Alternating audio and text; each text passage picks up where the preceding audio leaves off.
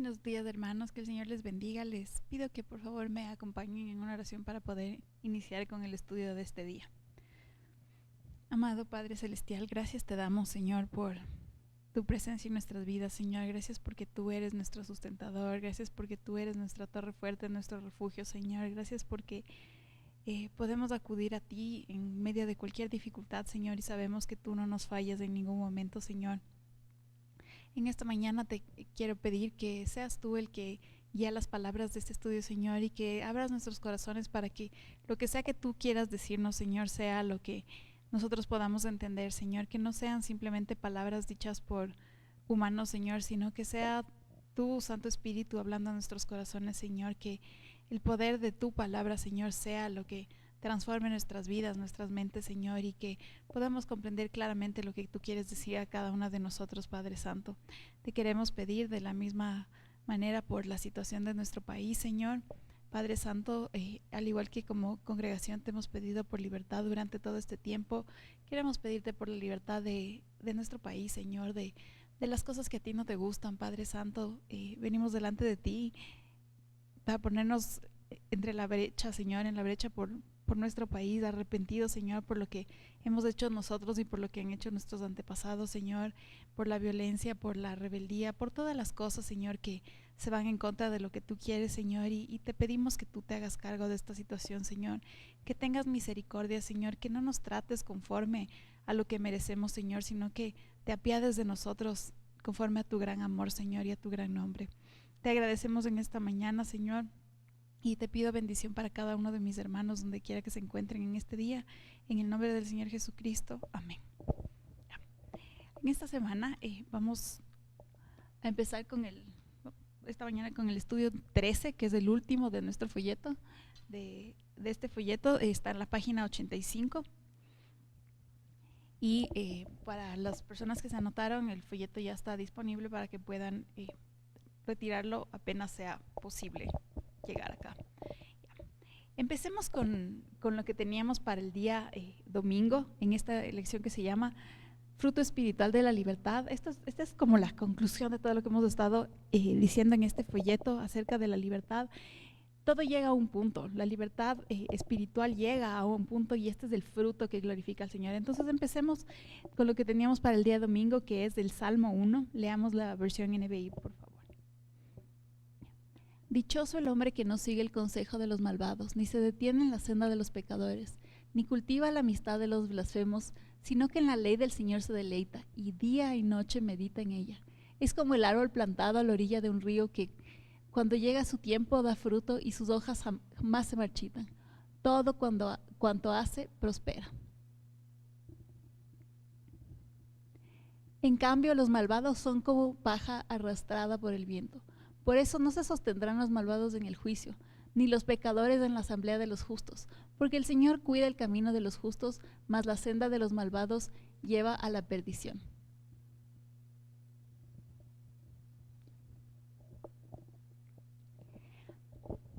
Empecemos con lo que nos habla las situaciones en las que podemos estar en relación nosotros con los malvados, tomándonos a cada uno de nosotros como justos, como personas que hemos sido revestidos por la justicia de Cristo.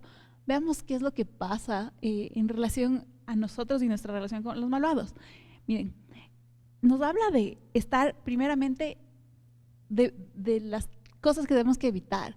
Y dice, dichoso el hombre que no sigue el consejo de los malvados, ¿ya? Ni se detiene en la senda de los pecadores, ni cultiva la amistad con los blasfemos. Entonces tenemos esta situación, tenemos el consejo, tenemos esta senda, tenemos la amistad, ¿ya? Entonces, ¿cuándo acudimos a alguien para un consejo? Cuando nos damos el tiempo para ir donde una persona y preguntarle qué hacer, cómo resolver una situación. Entonces, cuando nosotros estamos en el consejo de un malvado, estamos acercándonos a alguien para pedirle a alguien que, estando lejos del Señor, nos diga qué hacer.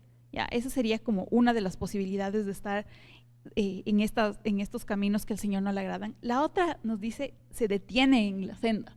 ¿Ya? Detenerse en la senda de los pecadores, estamos hablando tal vez ya un paso más allá. Estamos yendo ya por su camino, quedándonos en el camino por el que los malvados andan. Y finalmente tenemos la tercera etapa, que sería cultiva la amistad. Cultiva la amistad con los blasfemos, con los que le faltan el respeto y faltan la honra a nuestro Señor. ¿Qué es cultivar la amistad? Cultivar la amistad ya va más allá y es hacer que esta persona sea parte de nuestra vida. Y compartir tiempo, dedicarle tiempo, tener comunión con esta persona, tener cosas que compartimos juntos, tener esta relación de cercanía o de intimidad con una persona que es blasfema. Miren, ¿por qué quiero recalcar esto? Porque hay una gran diferencia entre cultivar una amistad y encontrarse con alguien, o incluso ser enviado por el Señor para predicarle el evangelio a alguien. Cuando escuchamos muchas veces que dicen que Jesús era amigo de pecadores, quiero que aclaremos lo que nos dice. Él era amigo de los que fueron pecadores y decidieron cambiar su rumbo, ya no pecar más y ahora seguir por la senda de los justos, por la senda de la justicia. ¿Ya? Por supuesto que vemos a Jesús en conversaciones, interacciones, hasta en invitaciones en casas de personas que eran, que no estaban en esta justicia de la que nos está hablando el Salmo 1. Pero una cosa es estar ahí cerca o rodeado de esas personas, otra cosa es pedirles a ellos consejos, otra cosa es caminar por los caminos que ellos caminan o detenernos en los caminos que ellos están caminando, y una muy diferente es cultivar una amistad. Y entonces, ¿qué les quiero decir con esto? Que en esta libertad que tenemos de conocer la ley de Dios, porque estamos hablando en este salmo de que hay dos opciones: o estamos en esta senda, amistad, consejo de los malvados, o por el contrario, estamos en las cosas del Señor, en la palabra del Señor y en la ley del Señor. ¿Qué dice acerca de nuestra vida las clases de amistades que cultivamos? Piense usted por un momento, ¿quién dice usted que es su amigo? ¿Quién dice que es su mejor amigo? O su grupo de amigos, dependiendo de cómo sea su temperamento. ¿Cómo son ellos con respecto a su relación con el Señor? ¿Va usted como cuando Jesús iba a la casa de algún fariseo para amonestarle y decirle amorosamente qué es lo que lo que Dios le mandó a hacer? ¿O es más bien usted quien se hace a los malvados para ser parte del grupito de amigos? O sea, esas serían las dos posibilidades que tenemos.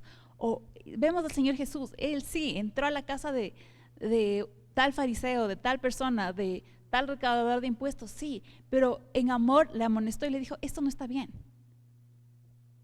cambia, deja de hacer esto. O confrontó las creencias o las tradiciones aumentadas a la ley del Señor, diciendo: la palabra dice esto, sus tradiciones pueden decir esto, pero la palabra dice esto. Pero de ninguna manera le vemos tratando de ceder a la ley del Señor o acomodarse a los gustos de los fariseos o de los recaudadores de impuestos o de quien sea, simplemente para agradarles y ser parte del grupo, para ser bien visto. Nunca vemos esa actitud en el Señor. Entonces preguntémonos, ¿cómo estamos nosotros en eso? ¿Quiénes son nuestros amigos? ¿Con quiénes compartimos nuestra vida? ¿Con quién dedicamos finalmente nuestro tiempo, que es nuestra vida, ¿no? ¿Con quién compartimos? Y por el otro lado tenemos el versículo 6, que nos habla de que el Señor cuida del camino de los justos, ¿ya? Mas la senda de los malvados llevará a la perdición. El Señor cuida del camino de los justos. ¿Me considero justa? Absolutamente sí. ¿Por qué? Porque creo que he sido justificada por la fe, como hemos aprendido todo este tiempo. Y de esa manera soy considerada justa, igual que Abraham fue considerado justo, no por mi propia justicia, sino por la fe en el Señor Jesucristo. Entonces, al estar en la justicia de Él, el Señor se encarga de mí, Él cuida de mi camino. ¿Ya? No, Él es el que se hace cargo de todo. Yo, por mi lado, lo que debo hacer es deleitarme en su ley, obedecerla, obviamente, como hemos dicho durante todo este tiempo del estudio. ¿Y qué más falta? Nada más. Porque si el Señor se hace cargo de mi camino, ¿de qué me puedo preocupar yo? No tengo nada de qué preocuparme una vez que Él es el que está a cargo de todo. Incluso en situaciones como la actual, incluso en todas las situaciones. la de hoy, la de mañana, la del futuro, que ni siquiera se nos ocurra que pueda suceder, en todas las situaciones. Él se hace cargo de los que somos justos a través de la justicia de Cristo, porque no por nuestros propios méritos es que seamos justos, sino por los méritos del Señor Jesucristo. Sigamos a lo que dice Isaías 32 del 9 al 20. Ya. Nos dice, en la versión NBI desde el 9, mujeres despreocupadas, levántense y escúchenme, hijas que se sienten tan confiadas, presten atención a lo que voy a decirles. Ustedes que se sienten tan confiadas, en poco más de un año temblarán, porque fallará la vendimia y no llegará la cosecha. Mujeres despreocupadas, estremézcanse. Ustedes que se sienten tan confiadas, pónganse a temblar, desvístense, desnúdense, pónganse ropa de luto. Golpéense el pecho por los campos agradables, por los viñedos fértiles, por el suelo de mi pueblo cubierto de espinos y de zarzas, por todas las casas donde hay alegría y por esta ciudad donde hay diversión. La fortaleza será abandonada y desamparada, la ciudad populosa, para siempre convertidas en cuevas quedarán la ciudadela y la atalaya, convertidas en deleite de asnos, en pastizal de rebaños, hasta que desde lo alto el Espíritu sea derramado sobre nosotros. Entonces el desierto se volverá un campo fértil y el campo fértil se convertirá en bosque. La justicia morará en el desierto y en el campo fértil habitará la rectitud. El producto de la justicia será la paz. Tranquilidad y seguridad perpetua serán su fruto. Mi pueblo habitará en un lugar de paz, en moradas seguras, en serenos lugares de reposo, aunque el granizo arrase con el bosque y la ciudad sea completamente allanada. Dichosos ustedes los que siembran junto al agua y dejan sueltos al buey y al asno.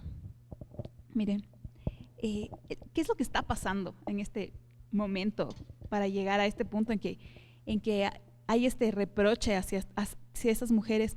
Si es que vamos al capítulo 31 de Isaías, en el versículo 3, nos dice lo siguiente, ¿ya? Los egipcios, en cambio, son hombres y no dioses. Sus caballos son carne y no espíritu. Cuando el Señor extienda su mano, tropezará el que presta ayuda y caerá el que la recibe. ¿Por qué estábamos hablando de esta situación? ¿Por qué el Señor les estaba llamando la atención? Porque las personas del pueblo de Israel habían puesto su confianza en lo que se veía humanamente fuerte. Y humanamente fuerte en ese momento era Egipto, ¿no? Y además de poner su confianza en lo que era humanamente fuerte, habían puesto su confianza en lo que es espiritualmente absurdo. ¿Por qué? Porque confiaron, sí, Egipto es fuerte, Egipto, ahí está nuestro cuidado, de ahí va a venir nuestra protección. Y además de eso hicieron ídolos, ¿no? Que supuestamente les iban a proteger o a hacer fértiles sus campos o cualquier otra imaginación humana que podamos creer en cualquier momento dado. Todo esto era absurdo. Todo esto era absurdo y por eso es que el Señor les llama la atención y les dice, a ver, ustedes que han puesto su fuerza, su confianza en la fuerza de Egipto, en estos ídolos, póngase a temblar, póngase de luto, porque si ahí es donde está su confianza, entonces no hay nada que les proteja. Realmente su confianza está puesta en la nada, porque todo será destruido. Y ahora, pensemos nosotros. ¿En quién estamos poniendo nosotros nuestra confianza? ¿En quién está poniendo usted su confianza? ¿Quién es su ídolo? Mire, tal vez en este momento no sea geográficamente en Egipto, ¿ya? Tal vez ahora no, puede ser que no haya nada de allá para usted, si hablamos del lugar físico de la tierra de Egipto, pero ¿cree usted que porque se vaya a una ciudad o a un país donde Dios no le ha mandado, pero que humanamente es considerado poderoso o fuerte o estable, usted va a estar bien? ¿Cree eso? No se engañe. No se engañe, porque si el Señor no le ha mandado a ese lugar, si el Señor no es su escudo, su fortaleza, en quien usted pone su mirada para la protección, para la provisión, para el auxilio en tiempos difíciles, usted se engaña. No se engañe. No crea que porque está aquí o allá o en este país o en este otro, o porque el gobierno parece estable o la economía o tal moneda o tal otra moneda, nada de eso es el lugar donde debe estar nuestra confianza. Nuestra confianza debe estar en Dios, y el Señor les está advirtiendo ahí y nos advierte a nosotros también. Sí, ¿dónde está su confianza? Su confianza está en ¿qué? En el gobierno, en la política, en lo que está pasando, en la moneda, en la fuerza de no sé qué, en el barril de petróleo, en la caída de una u otra cosa. ¿En qué está su confianza? O su confianza está, me voy a ir de este país y me voy a ir a otro donde las cosas sí estén bien. ¿En qué está su confianza realmente? Porque al Señor no le vamos a engañar. Los únicos que podemos engañarnos somos nosotros mismos, ¿no? Y esta era la situación de las mujeres a las que hace referencia en esta sección de Isaías. Miren, ellas confiaron en Egipto, confiaron en que ya estaba sembrado. Nuestra tierra es fértil y nosotros ya sembramos. Como lo que hicimos humanamente parece bien, o sea, sembramos bien en una tierra que está bien, ya, todo está bien. Lo único, entre comillas, único que les faltaba era que estaban desobedeciendo a Dios. Entonces nada podía estar bien, nada podía estar bien. ¿Cómo era posible que les vaya bien cuando están obedeciendo a Dios, desobedeciendo a Dios? Era imposible que les vaya bien. Y a veces podemos ver los ejemplos, sobre todo del Antiguo Testamento, y decir, ay, pero ¿cómo pueden ser tan absurdos de que ellos estaban confiados en los ídolos o en Egipto y, ay, estos israelitas? Pero no se diferencia en nada de las cosas que hacemos ahora en la actualidad. Parece trágico, realmente, pero aún dentro del mismo pueblo de Dios, usted va a encontrar, usted como pueblo de Dios, no se sorprenda que vengan a usted a pedirle un consejo, ¿no? No como consejo de malvados, no, sino como usted que es cristiano, vengo a pedirle un consejo, porque no sé qué hacer. Y de ahí en adelante, su hermano en Cristo le detalla una situación que se le ha ocurrido, que le va a sacar de todos sus problemas y que está absolutamente en contra de lo que Dios dice, ¿no? Pero que alguien le ha recomendado por ahí y que le parece buena idea, ¿no? Es más, viene donde usted como hermano para que ore porque le vaya bien en eso, para que Dios le bendiga. Miren, eso es absolutamente absurdo. Dios jamás le va a bendecir en algo que se va en contra de su voluntad. No va a suceder. No va a suceder aunque digan, no, pero yo le vi que tal persona hizo y sí le fue bien. Es irrelevante. Una cosa es que usted vea cosas como cantidades de dinero o prosperidad económica como irle bien. Y otra cosa es que sea la bendición de Dios. La bendición de Dios no es y no va a provenir de algo que se va en contra de su voluntad. Nunca. Así que, miren, de una vez evítesen el mal rato. O sea, si van a preguntarme, me van a pedir un consejo acerca de algo que el Señor dice, no me pidan que ore por ustedes para que les vaya bien. Y les recomiendo que igual, hermanos, evítesen el problema y digan, ¿sabes qué? Ni siquiera me pidas que ore para que el Señor te bendiga en algo que el Señor considera pecaminoso. No va a suceder. Pero es que la tierra es buena, no va a suceder. Pero es que ya sembramos la semilla adecuada, no va a suceder. Aunque parezca en este momento que todo está bien, llegará el tiempo en que suceda como lo que pasó en Isaías, que simplemente se verán los resultados de la desobediencia y todo será un desastre, ¿ya? ¿Qué es lo único que podía corregir esta situación en la que se encontraba el pueblo de Israel? Y en la que nos encontramos nosotros cuando decidimos desobedecer la voluntad de Dios. Lo único que podía arreglar esta situación era arrepentimiento, ¿no? Y no solo decir, ay, lo siento mucho, es que no sabía. No. Realmente arrepentimiento. Aquí les dice que hasta se pongan ropa de luto, que se den golpes de pecho entendiendo que es mi culpa, fui yo, Señor, fui el que te fallé. Que sentamos el dolor de lo que es haber desobedecido a nuestro Señor y este anhelo de que ya no va a volver a pasar, esta decisión de que ya no vuelva a pasar, ¿ya? Miren, esa es la única solución, que cuando nosotros nos arrepintamos y el Señor desde lo alto vea nuestro arrepentimiento, vea nuestro corazón realmente humillado delante de Él, tenga misericordia de nosotros y pueda derramar su Santo Espíritu nuevamente sobre nuestra tierra, que por poner nuestra confianza en ídolos, por poner nuestra confianza en Egipto, está hecha un desierto. No porque la tierra que Dios nos dio en sí era mala. Miren, lo mismo podemos decir de nuestro país ahorita. Nuestra tierra es fértil. ¿Cuál es el problema? El problema es que no actuamos conforme a lo que Dios quiere, como país, como nación de Ecuador me refiero en este momento, ¿ya? No es el problema que Dios nos ha dado un desierto y por eso no podemos sembrar, no es problema, no, nada de eso es el problema. El problema es que nos hemos apartado de Dios y ahora estamos viendo las consecuencias de la rebeldía, de la desobediencia, de la altivez, de la idolatría, de tantas cosas que al Señor no le agradan, ¿no? ¿Qué más podíamos esperar? Este es el resultado obvio de la desobediencia al Señor. Ahora, ¿qué podemos pedir? Misericordia. Eso es lo único que podemos pedir, misericordia, y que el Señor nuevamente derrame su Santo Espíritu sobre nuestra tierra, sobre la tierra que está dañada en este momento, sobre el espacio que Él nos ha dado para administrar. Miren, si es su casa, su negocio, su familia, su terreno, su empresa, lo que sea, que el Señor sea el que derrame su Santo Espíritu y que ese lugar sea fértil. ¿Para qué? Para la honra y para la gloria de Dios. No para que nosotros podamos decir que hacemos también las cosas y llevarnos la gloria. No. Miren, el versículo 19 de esta sección es, yo creo que de mucho aliento en este momento. Nos dice, aunque el granizo arrase con el bosque y la ciudad sea completamente allanada. Miren, en este momento nos encontramos con nuestra ciudad en esta situación. Ya nos ha pasado antes, otra vez nos pasa, casi 3 años después, nuestra ciudad está rodeada y está sitiada. No sabemos qué va a pasar, no sabemos cómo se va a resolver la situación, no tenemos idea de qué es lo que va a pasar. Pero aquí dice claramente que aunque el granizo arrase con el bosque y la ciudad sea completamente allanada, dichosos los que estamos junto al agua. ¿Qué agua? La que ya habíamos hablado en el Salmo 1. Que seremos como árboles plantados junto a la corriente de agua cuando estamos deleitándonos en la palabra del Señor, obedeciendo la palabra del Señor. Mire, si la crisis que haya hoy, mañana, en el futuro, en 10 años, es gigante, no importa.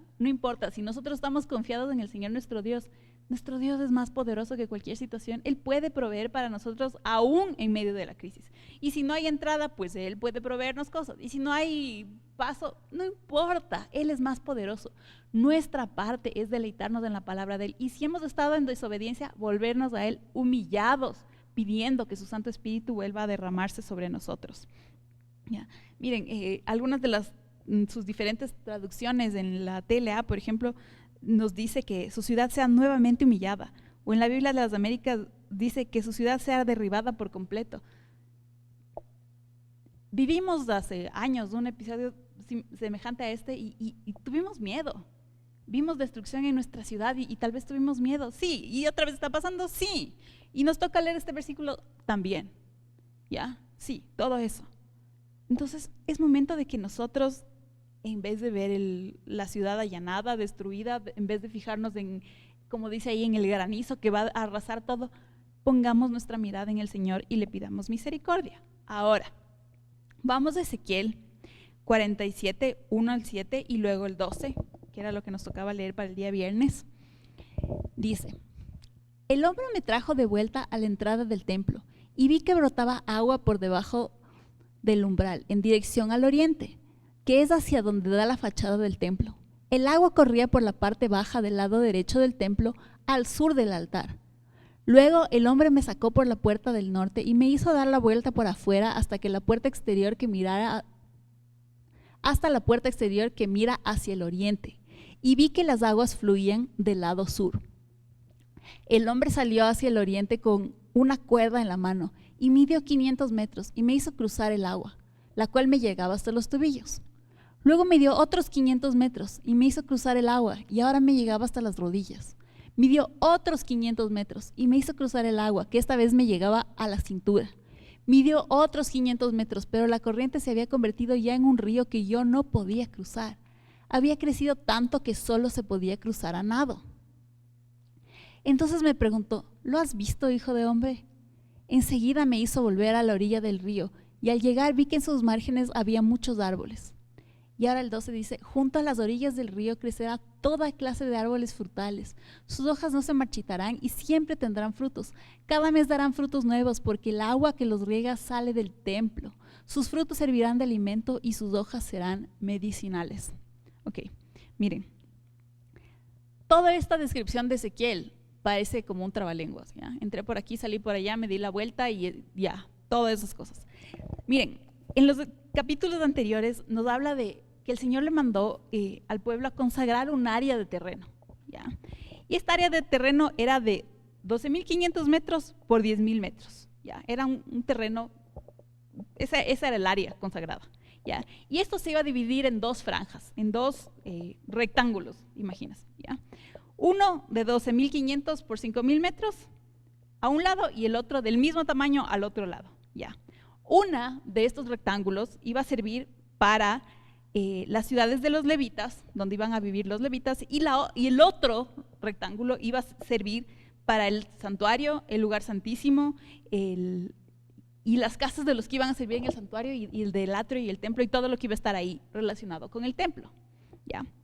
Entonces, esa parte de la descripción del capítulo anterior quiero resaltar para el capítulo de hoy, porque en esta franja, en esta mitad del terreno donde estaba el templo y los atrios, nos dice la descripción que había cuatro lados, evidentemente 4 puertas por donde entrar: norte, sur, occidente y oriente, ¿ya? Y en este pasaje nos dice que el príncipe era el único que ingresaba por la puerta oriental. Si nos ubicamos aquí, sería norte es allá, sur, occidente, oriente, ¿ya? Entonces solo el príncipe entraba por la puerta oriental. Él entraba por la puerta oriental, llegaba hasta la puerta oriental del templo, del área de reunión donde podía estar el pueblo, no del lugar santísimo, sino donde podía estar el pueblo, y el pueblo podía entrar por la puerta norte o por la puerta sur, pero no por la misma del príncipe, ¿ya? Y si usted entraba por el norte, salía por el sur, y si entraba por el sur, salía por el norte, y siempre salía por la puerta opuesta, ¿ya? Esa es la situación en la que se encuentra. Entonces Ezequiel llega a esta situación y entra. Vemos que él va por afuera del templo, rodeando la situación, ¿ya? Rodeando el templo. Entonces Ezequiel sale por la puerta norte, digamos aquí, si nos fijaríamos en las direcciones aquí en Quito, sale por la puerta norte, ¿ya? Y rodea por afuera, y se va por afuera hacia la puerta oriental, por allá. Y esa era la puerta por la que normalmente entraba el príncipe. Y ve que de esa puerta del templo salía líquido. Y salía este río hacia la parte sur de esta puerta, hacia allá. Desde allá salía líquido, ¿ya? Entonces ahí nos ubicamos en lo que él está viendo.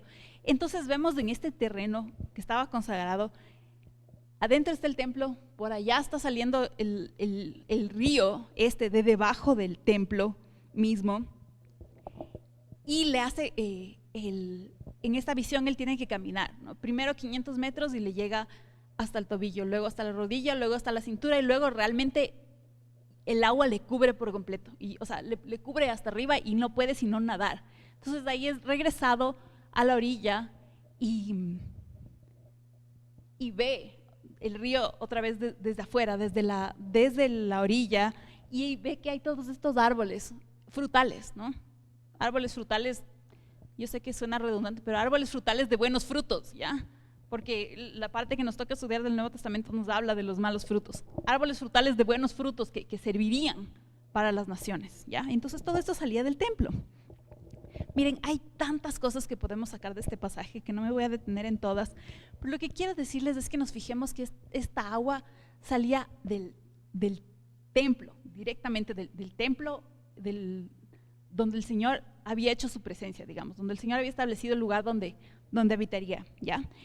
Y Ezequiel está teniendo esta visión en que una vez que se va adentrando, todo esto estaba en un lugar consagrado, todo esto estaba en un lugar santo, y él iba ingresando al agua, iba ingresando, hasta que llegaba un rato en que él ya no podía estar de pie en esta agua, sino que tenía que nadar, o tuvo que ser sacado de aquí, porque ya no dependía de él. Miren, así también es nuestra vida en el Señor. Podemos ingresar a los tobillos y sentir que todavía estamos en control, ingresar un poco más hasta las rodillas y sentir que, bueno, un poco estoy en control, pero ya me doy cuenta que no estoy tan en control. O simplemente sumergirnos en las cosas del Señor, dejar que nos llegue hasta la cabeza y darnos cuenta, verán, aquí yo no tengo control de nada, pero el Señor está en control de todo. Y solo cuando el agua ya estuvo arriba y Él estuvo, ya no dependió de Él, fue cuando Él fue sacado y puesto en la orilla, ¿ya? Igual que nosotros, ¿ya? Cuando nosotros creemos que estamos en control, primero estamos engañados, y segundo, si el Señor nos respeta, es decir, tú quieres estar en control, controla nomás lo que puedas controlar, ¿no? Que es nada, ¿no? Pero cuando nosotros nos damos cuenta que Él está en control, Él se hace cargo de todas las cosas. Aun cuando parezca que nos vamos a ahogar, aun cuando parezca que ya no sabemos qué hacer, porque Él estaba en un agua santa, por decirlo de alguna forma. Era un agua que salía del templo. Él no se había metido en un río por ver qué hacer o por su propia iniciativa o lo que sea, sino que Él había estado en obediencia, caminando cada vez más profundo, más profundo, más profundo. Y en más obediencia, el Señor le mostró más cosas, evidentemente, ¿no? Y lo mismo sucede con nosotros. ¿Qué tenemos aquí? Tenemos esta agua. Luego en el Nuevo Testamento vemos a nuestro Señor Jesús hablar de que Él es el agua viva, ¿no? ¿Y por qué les digo todo esto? Porque yo sé que no nos mandaba a leer esta parte, pero vemos la semejanza en esta descripción de Ezequiel de cómo estaba configurado el templo y el terreno y los lados y todas esas cosas, con lo que encontramos en Apocalipsis 22, del 1 al 2, que nos dice en cambio Juan, que fue llevado en esta visión: luego el ángel me mostró un río de agua de vida, claro como el cristal, que salía del trono de Dios y del Cordero, y corría por el centro de la calle principal de esta ciudad. A cada lado del río estaba el árbol de la vida, que produce 12 cosechas al año, una por mes, y las hojas de este árbol son para la salud de las naciones. Esto es extremadamente similar como para decir que es una coincidencia, ¿ya?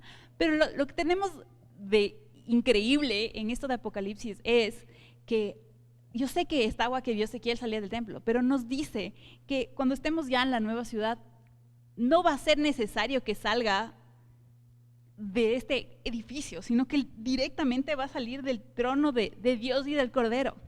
Ese es el agua en el que vamos a estar metidos. Ese es el agua en la que estamos aceptando estar metidos desde ahora, ¿ya? Cuando el reino del Señor llegue a su consumación y ya estemos allá con Él, así vamos a estar. Igual que estos árboles que Él vio, que producían frutos todos los años, todos los meses, cada mes, buenos frutos. Así es como el Señor quiere que seamos nosotros, que demos a su tiempo cada cosecha, cuando corresponda. ¿Y cómo pasa eso? Como nos dijo el Salmo 1, cuando estamos ahí, sembrados, deleitándonos en la palabra del Señor, deleitándonos ahí, sembrados en esa agua, sembrados en ese río, sembrados a la orilla de ese río, no yéndonos por donde sea, no trasplantados de un lado a otro a ver qué es lo que más me gusta, no, sembrados ahí para poder dar fruto a tiempo, ¿no? Y tanto en la visión de Ezequiel como en la visión que Juan tuvo en Apocalipsis, estar ahí, en esta cerca, en la presencia misma del Señor. Ahora podemos estar en los lugares que son consagrados para el Señor, pero va a llegar un día en que estemos en la presencia misma del Señor. Pero todo esto empieza con este amor por la ley del Señor, con esta obediencia a la ley del Señor, con esa libertad que tenemos de estar en la paz que nos trae saber que le estamos obedeciendo a Él y que no estamos yéndonos en contra de su voluntad, ¿ya? Entonces, vamos ahora sí a la parte del Nuevo Testamento que nos tocaba leer en Mateo 7, 15 al 20. Eso era lo que teníamos para el jueves y dice: cuídense de los falsos profetas, vienen a ustedes disfrazados de ovejas, pero por dentro son lobos feroces, por sus frutos los conocerán. ¿Acaso se recogen uvas de los espinos o higos de los cardos? Del mismo modo, todo árbol bueno da fruto bueno, pero el árbol malo da fruto malo. Un árbol bueno no puede dar fruto malo, y un árbol malo no puede dar fruto bueno. Todo árbol que no da buen fruto se cortará y se arrojará al fuego. Así que por sus frutos los conocerán. Muchas veces hemos oído esto de por sus frutos los conocerán. Sí, pero ¿de qué nos está hablando el Señor? Los unos árboles van a dar frutos buenos y los otros árboles van a dar frutos malos. No es que va a haber unos árboles que den frutos buenos, otros malos y otros neutrales. No. o frutos buenos o frutos malos. Y no es posible que haya un árbol bueno, no es posible que haya un árbol como el que estábamos hablando, plantado junto a las corrientes de agua, deleitado en la presencia del Señor, que esté ahí plantado, como en la visión de Ezequiel, en la parte sur, en el río que fluía del templo, o en Apocalipsis, delante del río que fluye desde el trono del Cordero y de Dios. No es posible que de un árbol así salgan frutos malos, no es posible, no es posible. Y esto es algo que nos tiene que quedar súper claro. ¿Por qué? Porque es así de sencillo. Si estamos en las cosas del Señor, nuestros frutos tienen que ser acorde a eso. Lo que producimos tiene que ser acorde a eso. Miren, aquí simplemente el Señor nos deja claro, esto es un asunto de frutos buenos o frutos malos, nada más. No frutos intermedios, no realmente ahorita estoy produciendo frutos malos, pero espero en el futuro producir frutos buenos. No.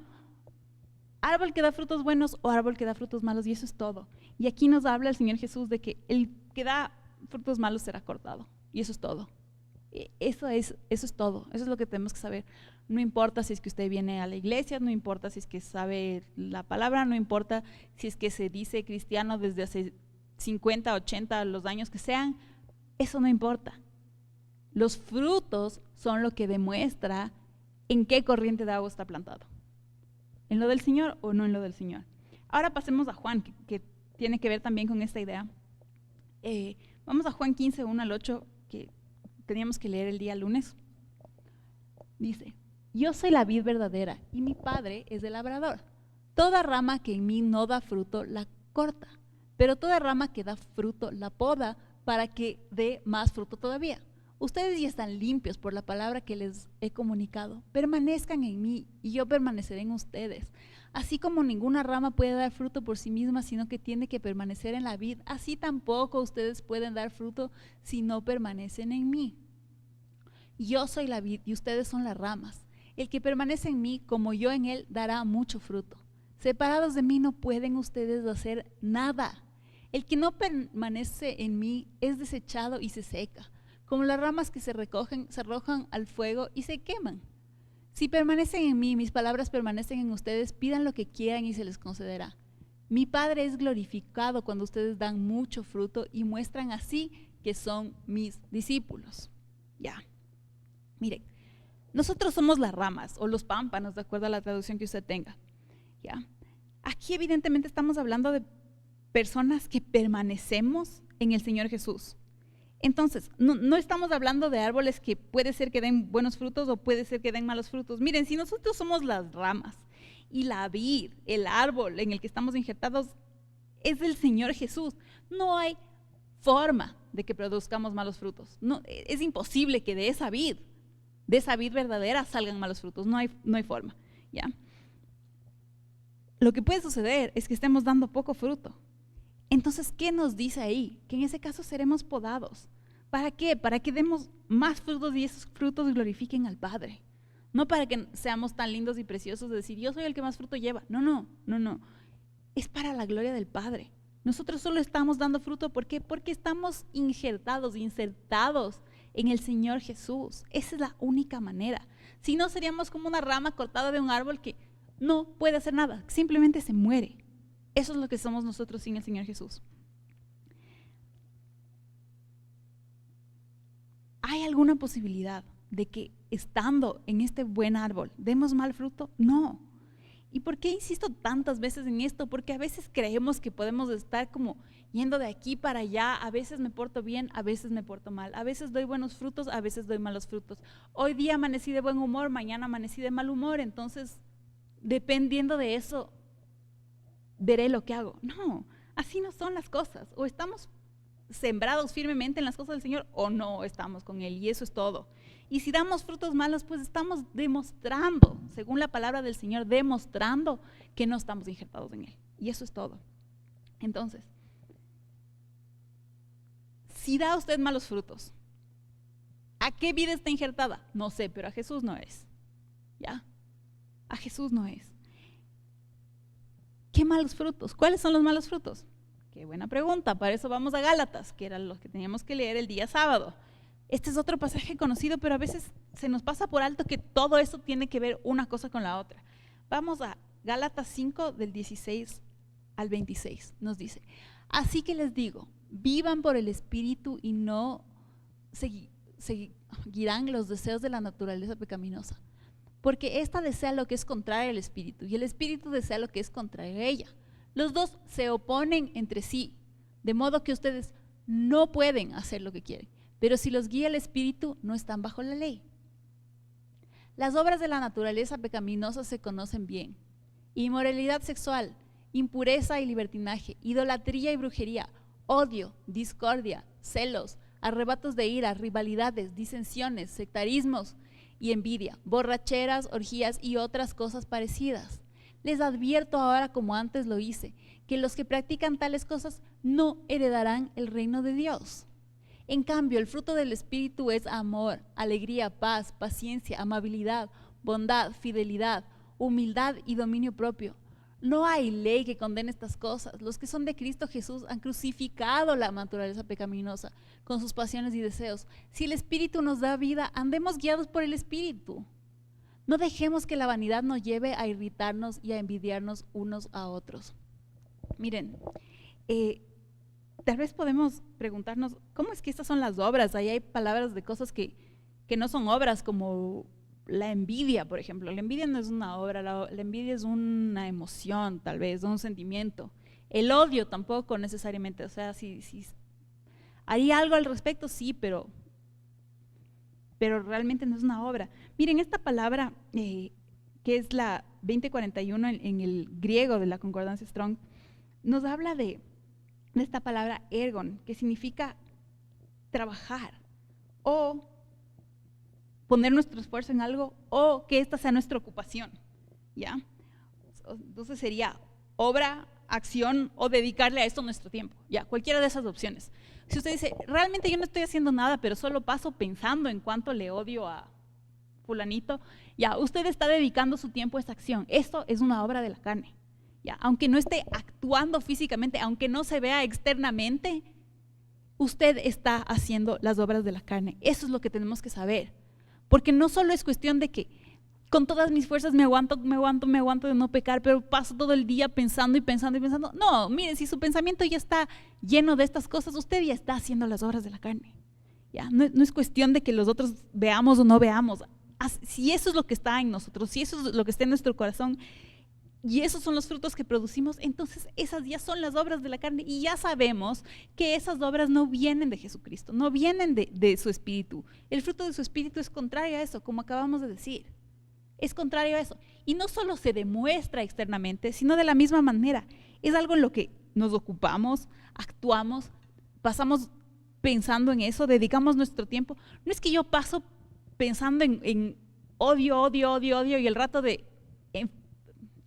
encarar a alguien, le trato con amor porque eso es lo que dice la palabra. Eso es ridículo, ¿no? Tiene que salir de lo que está dentro de nosotros. El fruto no es como diferente a la planta. El fruto no es diferente a la rama que es diferente a la vid. No, todo es lo mismo, todo está unido. Nuestras obras tienen que ser congruentes con lo que está en nuestro corazón. Y no es que tienen que ser, son. Aunque a veces pensamos que no se nota, sí se nota. Y más aún cuando seríamos los mejores actores y nadie se daría cuenta, el Señor sabe lo que está en nuestro corazón.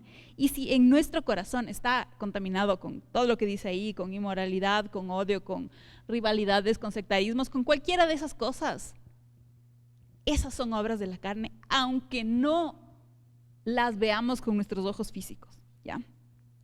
Y como nos dice ahí claramente, las dos obras, las buenas y las malas, porque esas son las únicas dos categorías, las obras de la carne y las obras del Espíritu, se oponen entre sí, no coexisten. No es que un día soy así y otro día soy de la otra manera. No.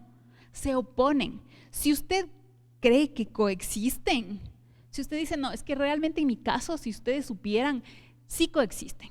Porque yo sí tengo amor, pero realmente a ratos sí tengo odio, pero normalmente es amor. Y tengo mal humor, pero realmente sí tengo paz, pero a ratos sí tengo mal humor, pero paz. No, el único que se está engañando es usted mismo si es que está viviendo así, ¿ya? Posiblemente está viviendo en la carne y está engañándose a sí mismo, porque el Señor no le está engañando, y a los que conviven a su alrededor, posiblemente o seguramente, con toda seguridad, a su familia, a sus hermanos, a los que más cerca suyo están, no les está engañando. ¿Ya? ¿Por qué les digo esto? Porque necesitamos ser un pueblo, una iglesia del Señor que sea coherente con lo que dice, con lo que cree, con lo que hace, que se note que estamos viviendo en el Espíritu, como pámpanos injertados en la vid que es Jesucristo. Miren, cuando estamos así, como nos decía ahí, como árbol plantado junto a las corrientes de agua, deleitándonos en la palabra del Señor, en lo que Él dice, en lo que Él pide de nosotros, las obras de la carne por lo menos nos estorban, por ponerlo de una manera suave. Yo diría que nos repugnan, nos dan asco, no van con nosotros, simplemente son opuestas a nuestra naturaleza. ¿Por qué? Porque en nosotros, por el Señor Jesucristo, por esa fe, por esa justificación que hemos estado hablando todo ese tiempo, vive el Espíritu, está su Espíritu Santo. Entonces se opone a todas las obras del mundo, no coexiste. Miren, si usted cree que está con un pie aquí y un pie allá, déjeme decirle que no es verdad, que usted está allá y no acá. ¿Ya? Si usted está con un pie afuera y un pie adentro, usted está completamente afuera, pero cree que está adentro. Y eso es terrible, porque los únicos que nos engañamos somos nosotros mismos. Y lo que está en juego es nuestro espíritu, nuestra eternidad, todo está en juego. Lo más importante que tenemos, que es nuestra relación con el Señor. Así que, por favor, si nosotros creemos que estamos un día en las obras de la carne y un día en las obras del Espíritu y no nos estorba vivir así, algo está mal. Algo está mal, porque estas dos cosas no coexisten, sino que se oponen. Y eso nos tiene que quedar muy claro. Vamos a lo que tenemos para el martes. Finalmente vamos a Santiago 3, del 13 al 18. Y con eso terminamos. Nos dice: ¿quién es sabio y entendido entre ustedes? Que lo demuestre con su buena conducta, mediante las obras hechas con la humildad que le da su sabiduría. Pero si ustedes tienen envidias amargas y rivalidades en el corazón, dejen de presumir y de faltar a la verdad. Esa no es la sabiduría que desciende del cielo, sino que es terrenal, puramente humana y diabólica. Porque donde hay envidias, rivalidades, también hay confusión y toda clase de acciones malvadas. En cambio, la sabiduría que desciende del cielo es ante todo pura y además pacífica, bondadosa, dócil, llena de compasión y de buenos frutos, imparcial y sincera. En fin, el fruto de la justicia se siembra en paz para los que hacen la paz. Miren, igual que cuando Pablo nos habla de el fruto del Espíritu, aquí también Santiago nos habla de una sola cosa, ¿no? Nos dice que las obras, ponle en el 17, porfa. Dice: la sabiduría que desciende del cielo es ante todo pura y además pacífica y bondadosa y dócil y llena. O sea, todas estas cosas. No es dócil pero amargada, ¿no? Pacífica pero envidiosa. No. El fruto del Espíritu es un todo, y la sabiduría del alto también es un todo que es congruente. Todo es congruente porque el Señor es uno solo. El Señor no se contradice. Somos sabios o entendidos, excelente, qué bueno, como habla Santiago, y otras veces también así, les felicito, qué buena cosa. Ya, ahora que se note en su forma de vivir, en sus obras, que se note. Ya, no es suficiente decir yo me sé toda la Biblia, me sé el capítulo y versículo de memoria, a ver, pregúntenme en qué traducción y yo les digo, no.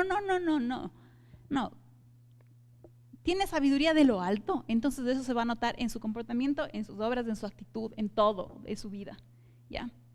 Si vive como dice el versículo 14, realmente, si usted dice, sí, soy cristiano, sí, tengo la sabiduría de Dios, sí, me sé la Biblia de memoria, pero vive conforme a la sabiduría, entre comillas, del mundo, Santiago nos dice claramente y sin lugar a dudas que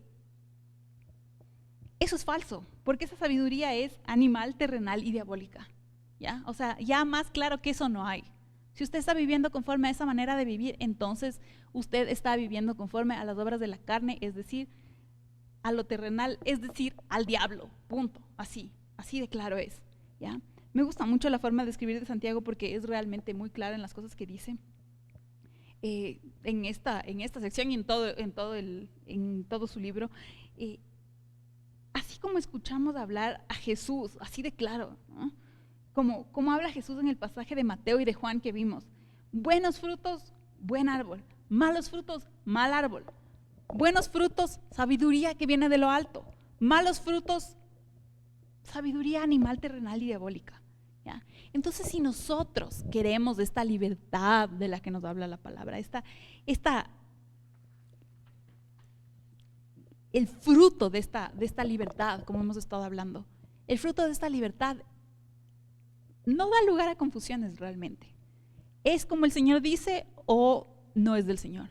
Y es así de simple. Simple en explicación, ¿no? Yo creo que también es simple en aplicación, porque no depende de nosotros. Depende de que si el Espíritu Santo está viviendo en nosotros o no. Lo que sí depende de nosotros es, ¿cómo se podría decir? Igualar términos, o sea, ponernos a cuentas y transparentar nosotros mismos nuestra vida ante nosotros mismos. ¿Por qué? Porque el Señor sí sabe cómo está nuestro corazón, y los únicos que a veces podemos vivir engañados somos nosotros mismos y decir, sí, yo sé las cosas de Dios, sí, yo asisto a la iglesia, sí, yo soy cristiano, sí, toda mi familia es cristiana, cuando nuestras obras, nuestro corazón, nuestras actitudes, nuestros pensamientos demuestran completamente lo contrario. Es hora de que si queremos vivir en esta libertad, vayamos como veíamos en el pasaje de Isaías, delante del Señor y nos demos cuenta de que lo que estábamos haciendo, aunque humanamente puede parecer bien, sensato, lo que sea, está mal delante del Señor. Y por esa misma razón, nuestro único camino al que puede dirigirnos lo que está lejos del Señor es hacia la muerte. Ya, no hay otro camino, es hacia la destrucción, es hacia la muerte, es hacia la desolación. No hay nada bueno que pueda salir de esto. Y como nos decía en Isaías, es cuestión de que nosotros nos veamos ante el espejo de la palabra y digamos, sí, realmente los frutos que está produciendo mi vida son de lo alto o los frutos que está produciendo mi vida son de la carne. Y eso es todo. ¿Ya? Y necesitamos ya empezar a ser congruentes con eso, si es que no lo hemos hecho hasta ahora, porque no podemos seguir como una iglesia tibia en tiempos difíciles. Realmente seremos arrasados si es que seguimos tibios en tiempos difíciles.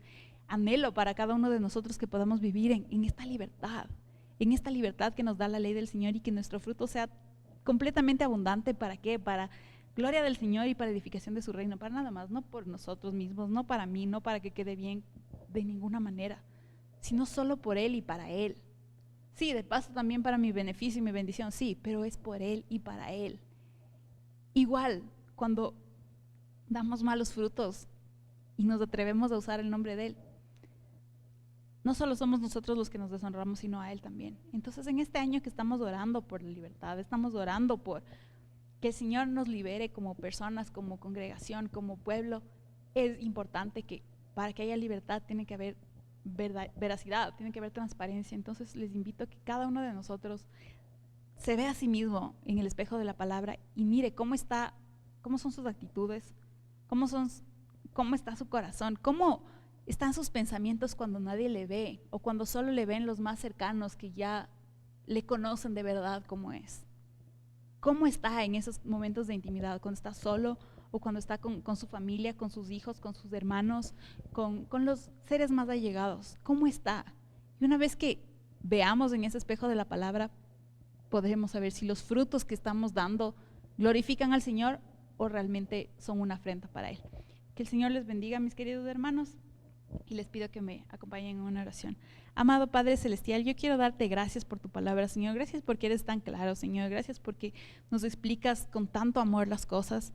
Señor, si es que hay algo en nuestra vida que nos impida darnos cuenta, Padre Santo, que estamos actuando conforme a una naturaleza terrenal, a la sabiduría del mundo, que es animal, terrenal y diabólica, Padre Santo, por favor abre nuestros ojos, Señor. Permítenos ver, permítenos decidir obedecerte si es que ya hemos visto y simplemente estamos tratando de posponer la obediencia, Señor, hasta un momento en que creamos que va a ser más conveniente. Señor, te pido que tú nos lleves a la acción, que nos lleves a dar frutos, pero tus frutos, Señor. que estemos fijos en nuestro Señor Jesucristo y que lo que tengamos que desechar de nuestra vida sea desechado, que lo que haya que cortar sea cortado, Señor. Y si realmente nos damos cuenta que en nuestra vida lo único que ha habido es palabras que conocemos acerca de ti, pero no frutos, y realmente no está tu Santo Espíritu en nosotros, Padre Santo, yo te pido que tú nos muevas a humillarnos delante de ti y pedir que se derrame sobre nosotros tu Santo Espíritu, Padre Santo, para que todas estas cosas de la carne ya no tengan nada que ver con nuestra vida, Señor. Te agradecemos y te bendecimos y te alabamos por la paciencia y misericordia que tienes con nosotros, Señor. Gracias por todo esto, te lo digo en el nombre del Señor Jesucristo. Amén.